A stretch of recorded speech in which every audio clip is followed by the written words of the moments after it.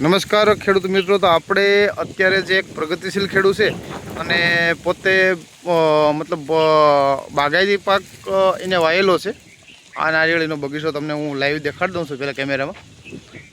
આ એને વાનફેર કહેવાય ને, વાનફેરનો બગીચો કરેલો છે. આ તમને લાઈવ દેખાય છે આ નારિયેળી. ઓકે, હવે એણે શું ઉપયોગ કર્યો છે અને ઉપયોગ નહોતો કર્યો એ પહેલાં એને શું પ્રોબ્લેમ હતો, તો આપણે જે ખેડૂત છે એની પાસેથી જ આખી માહિતી લેશું, જેથી બધા બીજા ખેડૂત છે એને ખ્યાલ આવે કે આનાથી કેવું રિઝલ્ટ મળે છે. તો આ તમને પહેલાં તો દેખાડી દઉં છું. આ એની ગ્રીનરી દેખાડી દઉં છું. એક નહીં પણ દરેક નારિયેળીમાં તમે લાઈવ જોઈ શકો છો. આ મગફળી છે, એને આંતરપાક તરીકે, બાકી મુખ્ય એનો પાક છે એ બાગાયતી નારિયેળી છે. તો ખેડૂત આપણી સાથે છે અને ખેડૂત પાસેથી પરિચય લઈએ. તો પોતે સુત્રાપાડા તાલુકાના વતની છે. તો નમસ્કાર, તમારું આખું નામ જણાવો ને. મારું નામ વાઢેરો. હા, ગામ પાદરુકા, તાલુકો સુત્રાપાડા. હા, ઓકે. હવે આ ખેડૂતનો પરિચય, તમારો મોબાઈલ નંબર એકવાર બોલી જાઓ. Mobile number 63 okay. આ મોબાઈલ નંબર એટલા માટે કોઈ ખેડૂતને એની પાસેથી માહિતી લેવી હોય તો ફોન કરી શકે.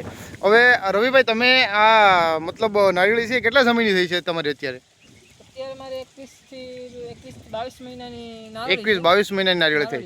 ઓકે. હવે આ બાયોફિટ નેટસફ કંપનીની આ બાયોફિટ બુસ્ટર કિટ છે એ તમે વાપરી નથી, પહેલાં શું પ્રોબ્લેમ હતો નારિયેળીમાં? એ પહેલાં એનો ગ્રોથનો અને વિકાસ નબળો હતો અને જેથી કરીને જે હતી એ પોઝિશનમાં હતી. એનું કહેવાનું એમ છે કે આ નથી વાપરી પહેલાં એનો ગ્રોથ છે એટલો બધો હતો નહીં.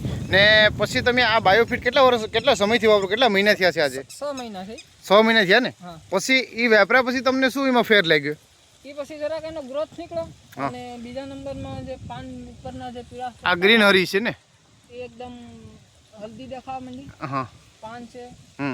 થડનો વિકાસ એ સારો છે. તમે જોઈ શકો છો. આ 20 થી 22 મહિનાની નારિયેળી છે, એનો થડનો વિકાસ એ તમે જોઈ શકો. તમને લાઈવ બતાવું ને આ નારિયેળીની ગ્રીન હરી છે એ પણ તમે જોઈ શકો છો.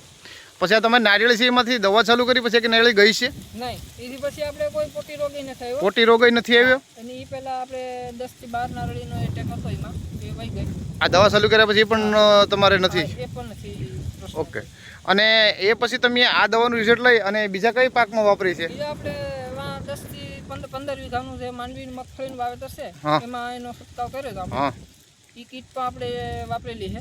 એમાં તમને રિઝલ્ટ સારું છે અને આપણે બીજા ખેડૂતને પણ સજેસ્ટ કર્યું છે. હા, ને તમને ટૂંકમાં આ રિઝલ્ટ દવા વાપરી અને સંતોષ છે?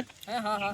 ને બીજા ખેડૂત મિત્રો મતલબ આ જે આપણે વાપરે ઓર્ગેનિક બેક્ટેરિયા છે, NPK, સેટ, ઝીંક, માઇકોરાઝા અને સ્ટીમરીઝ જે છંટકાવ ઉપર આવે છે, અને છંટકાવથી જે ગ્રીનહરી આવે છે એનું તમે લાઈવ તમને હું બતાવી દઉં છું. તમને રવિભાઈ સંતોષ છે ને દવા વાપરવાથી? ને બીજા ખેડૂત મિત્રો વાપરે તેને રિઝલ્ટ મળશે? મિત્રો વાપરી શકે એમ વાપરે તેને રિઝલ્ટ 100% મળશે ને? 100%. હા. ઓકે. તમને મગફળીમાં તમને રિઝલ્ટ મળ્યું અને નારિયેળીના બગીચામાં રિઝલ્ટ મળ્યું? 100%. ઓકે. હું તમને બીજી થોડીક નારિયેળી લાઈવ બતાવી દઉં છું, તમે જોઈ શકો છો. એનો બગીચો છે.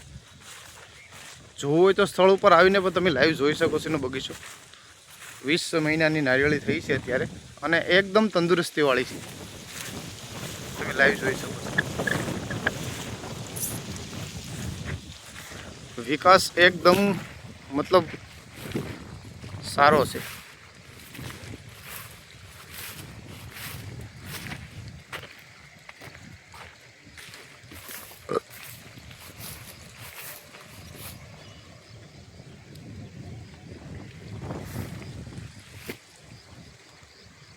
ઓકે, નમસ્કાર, આભાર.